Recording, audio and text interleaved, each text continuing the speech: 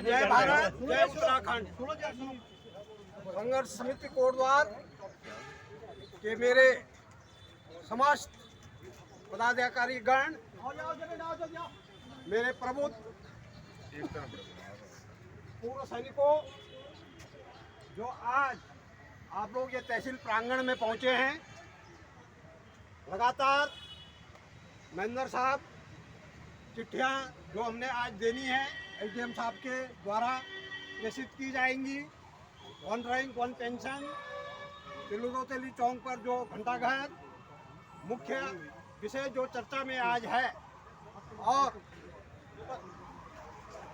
जो यहाँ पर हमारा गौवंश इस तरीके से घूम रहा है सड़कों पर, बहुत सारे मुद्दे हमारे हैं।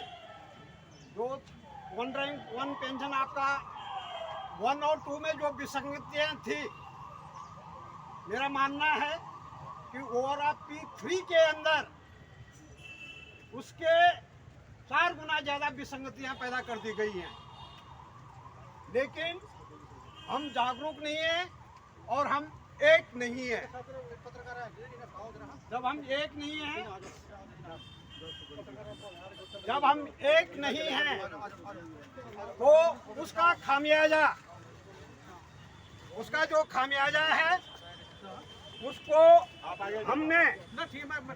उसको हमने यहाँ पर देखा है कि किस तरीके से वो OROP का खामियाजा आप लोग सब भुगत रहे हैं। जो टेबल में सिपाही से लेकर के ऑर्डिनरी रैंक तक हमारा है, उसमें क्या खामियां हैं, ये तकरीबन अपने अपने पद के हिसाब से तो सबको मालूम है। लेकिन इसका मूल्यांकन, इसकी समीक्षा करने की भी जरूरत है, ताकि उसका बारीकी से अवलोकन किया जा सके। जैसे कि वन रैंक वन पेंशन की जो परिभाषा कोश्यारी कमेटी ने दी थी, समान पद, समान वेतन, समान पेंशन, मतलब पूरी लेंथ, जो लेंथ है, लेंथ ऑफ सर्विस थी इसमें। लेकिन लेंथ ऑफ सर्विस को सरकार ने क्या किया है, आपने 32 साल किया, आपको 30 में डाल दिया। मानद अधिकारी और जो हमारे सुबेदार मेजर साहब हैं, जो सुबेदार साहब हैं, उन्होंने 28+2 करके 30 किया, लेकिन उनको 30 की जगह उनको 28 में कर दिया गया है। बहुत सारी विसंगतियाँ, उनका तकरीबन जूनियर कमीशन ऑफिसर्स का 445 रुपया और 550 रुपया तकरीबन बढ़ोतरी इस OROP 3 में हुआ। जो जहाँ तक मेरे संज्ञान में है, 24 साल के हवलदार को 20.5 साल में ला करके पटक दिया है उसने, नीचे से ऊपर। मतलब वो 4.5 साल कहाँ नौकरी करता रहा। ये तो OROP नहीं हुआ ना। जो हमारा सरकार का मुखिया, जो हमारी सरकार बैंड बाजे के साथ दावा करती है कि हमने तो साहब आपको OROP दे दिया, बेबुनियाद, मनगढ़ंत और सरासर झूठ है। मैं कड़े शब्दों में इस तहसील प्रांगण में कड़ी भर्त्सना करता हूँ सरकार की और सरकार के उन नुमाइंदों की, जिन्होंने मेरे उस बहादुर जवान को, जिसने अपनी शक्ति लगा करके देश की सेवा की, और उसको ने 18-22 कितने साल नौकरी की, उसको ला करके नीचे आपने मिनिमम मैक्सिमम कहाँ से लाए आप? आपका वन रैंक वन पेंशन की परिभाषा क्या? आपका हिंदी इतना ही खत्म हो चुका है, आपको हिंदी का ज्ञान नहीं है।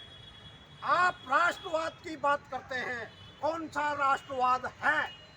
मैं ये पूछना चाहता हूँ हमारी भारत सरकार से और उनके उन मुखियाओं से, जिन्होंने स्नातक में मास्टर डिग्री लेकर के डिग्रियां हासिल की हैं हिंदी के अंदर। One rank one pension length of service को जो नकार रहे हैं, ये बहुत ही गलत है। हमारे जितने भी पूर्व सैनिक यहाँ पर, आपको मालूम है ऑनरी लेफ्टिनेंट किसी को तो जो है वो जो 46,300 दिया है, वो भी उनके गले की फांस बना हुआ था, इसलिए दिया है। इस उसमें न रहे आप कि जी दे दिया, वो दिया एयरफोर्स और नेवी के लोगों का, जो हमारे ऑनरी मानद रैंक हैं, उनके बराबर वो 12 साल 15 साल नौकरी करते हैं। हमारे मानद अधिकारी जो बनते हैं वो मात्र 4 साल। अगर वो 30 या 32 28 में बनते हैं तो जल्दी आ जाते हैं ना। उनको कौन सा 50-60 साल तक नौकरी करवाती है सरकार, नहीं करवाती ना। तो ये सारी विसंगतियां हैं, ठीक है। सबसे बड़ा अतिक्रमण कोटद्वार के अंदर, जो आप जो है खड़ा फुटपाथ पे चल नहीं सकते हैं। माननीय कोर्ट के आदेश की अवहेलना, माननीय डीएम साहब ने 1 हफ्ते के अंदर इसको खत्म करने के लिए बोला, लेकिन हुआ क्या आपके सामने है। फुटपाथ पे आप चल नहीं सकते, गाड़ी आपने खड़ी कर दी तो पुलिस आएगी, ट्वी भी नहीं करेगी और गाड़ी को हैंग करेगी और ले जाएगी। लेकिन कोई ये पूछने वाला नहीं है कि मान्यवर आपने हमारे लिए व्यवस्था क्या की है।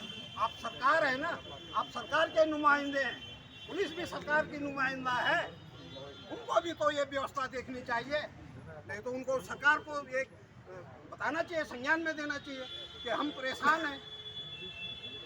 और दूसरा जो है तिल्लू रोतेली चौक पे जो 1 घंटा घर का एक सगुफा छोड़ा गया है, क्या ये आप लोग तर्क संगत समझते हैं इसको? कितने लोग समझते हैं कि ये सही है करके? गलत है। ये किसी भी तरीके से ठीक नहीं है। जितना सौंदर्यकरण की बात हमारी माननीय जनप्रतिनिधि करते हैं कि हम सौंदर्यकरण कर रहे हैं, क्या एक मात्र वहाँ पर सौंदर्यकरण करने से हो जाएगा? नहीं लगता है मुझे।